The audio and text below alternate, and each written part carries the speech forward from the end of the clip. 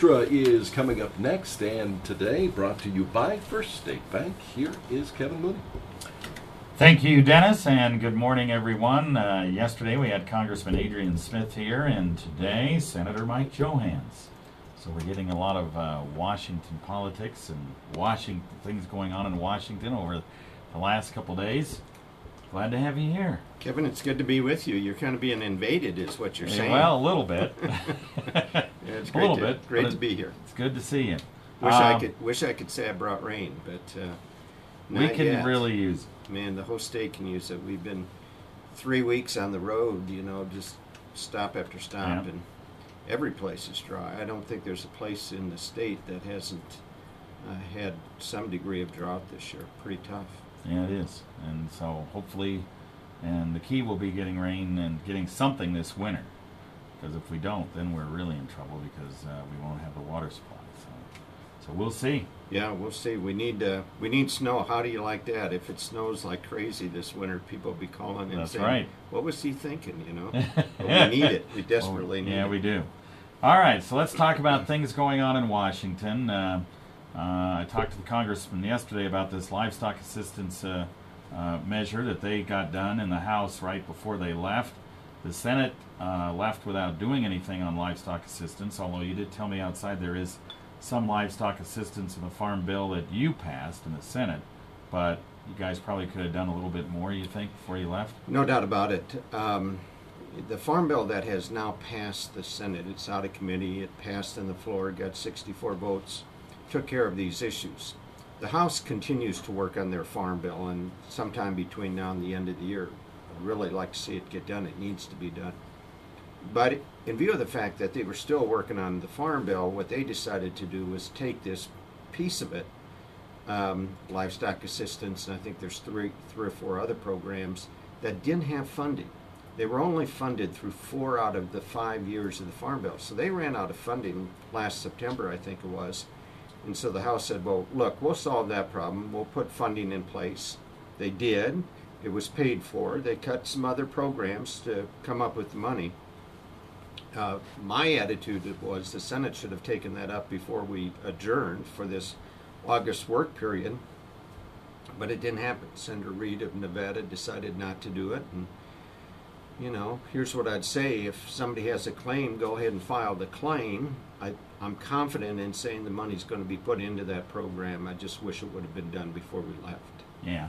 So hopefully that'll be one of the first things you do when you get back, right? I sure hope so, because I think we're going to get back. And Kevin, you've got House members and Senate members that, they're looking at Election Day. They want to be back home, and they want to do their campaigning and wrap that up. And so I just think we're going to have a pretty short duration here of actual days in session. So my hope is that we can get right on it and get it done. All right. Before the year's end, and most of this stuff will probably happen after the election, you have so many things that Congress has to deal with. And we can just run down this list. I mean, you've got the fiscal cliff, as you mentioned, that you guys are looking at once again, just like we did at the end of last year when we did this $1 trillion in cuts thing that's going to take effect unless something is done, right? No, Kevin, you're absolutely right. I mean, you look between now and the end of the year, and I have to imagine most of this is going to come up in a lame duck session after the election, between probably mid-November and the end of the year. You've got $1 trillion in across-the-board cuts. You want to keep that in place. That has a huge impact on military operations, because half of that is directed at national defense. You've got the 0103 tax cuts that expire on December 31, so big tax hike unless we extend those or do something about that. You've got the estate tax, which of course affects virtually everybody who farms or ranches, small businesses. We'd go back to the old system where we'd have a 55% rate, which is unbelievable, that your family would be paying 55% of the value of your estate in taxes. So you kind of tick down through the list. There's those things, there's other things also, and you begin to realize, look, we're going to have about 6 weeks to address all of those issues. And I just think we have to have a better approach. Now, if we have to extend them, we have to extend them. But as you know, I've been working with a group of 8 senators trying to come up with a long-term approach, a framework, if you will, for the Senate and the House to start attacking deficit and spending and the national debt. So I just think we've got to come to grips with this, because it just doesn't work to, get to the end of the year. You have 6 weeks, now you're flying around with your hair on fire trying to get these things done. That's pretty I much probably what shouldn't have said that. I think that's wouldn't be my hair on fire, but you might have some on fire. But anyway, yeah, I mean, you guys are gonna.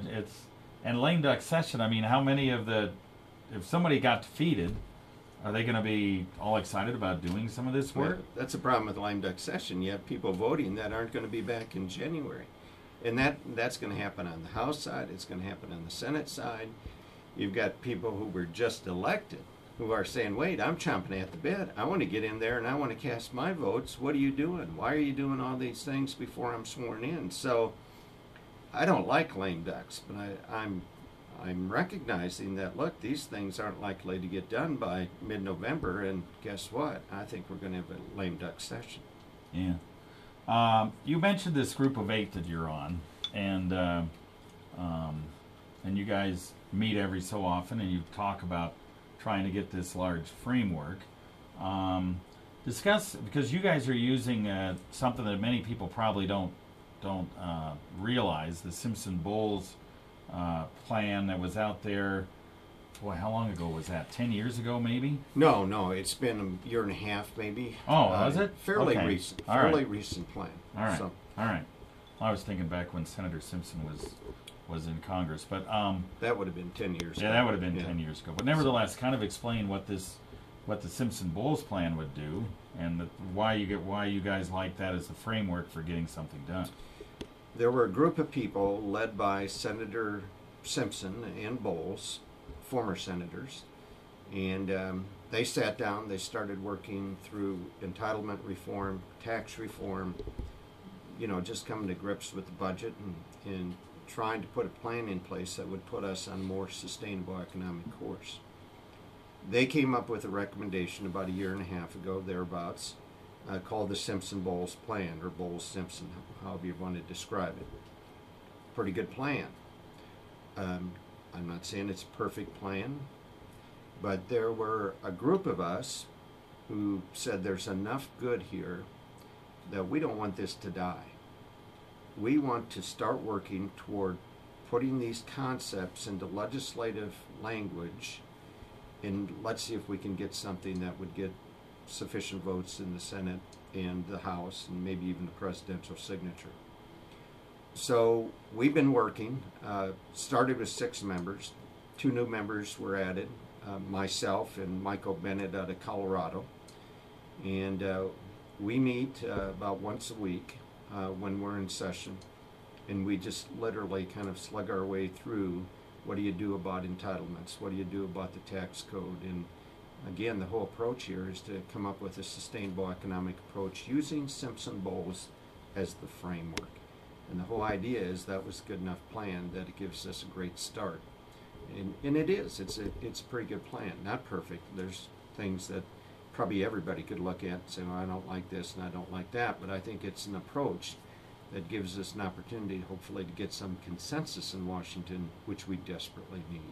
And you mentioned, and there are times when you guys meet, there are other people, other senators that come into the room and listen to your guys' discussion. I don't know whether they offer their own input or not, but maybe they do. They do.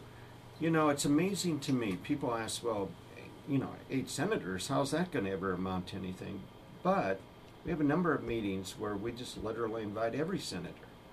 And we might have somebody there who can walk through entitlement reform or tax reform. And it seems like every time we do that, we end up with 40, 45 senators who are in the room at some point in time during the meeting. So to me, that's very encouraging. It's not enough to get this done, but having said that, it tells me that, we may have 40 to 50 senators that are ready to take some hard votes and do the right thing, because if we don't solve this problem, our economic future in this country is not good. Yeah. The entitlement reform, what type of things are you guys talking about? Means testing for Social Security, that type of thing? I would support means testing. Not everybody does.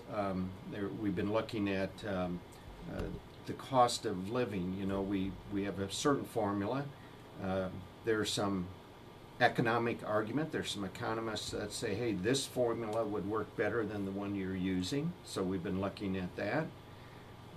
I can tell people, you know, if you're 55 or older, I think the Medicare and Social Security plan you have really aren't going to change. The only exception might be the cost of living.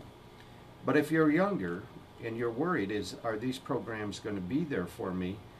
We could do some changes. You know, you can fix Social Security. I could devise a plan that would say to a 35-year-old, I can guarantee you, you're going to have Social Security when you retire. How do you do that? Well, you might have to extend the retirement age. You might have to lift the cap. You know, we pay up to $106,800.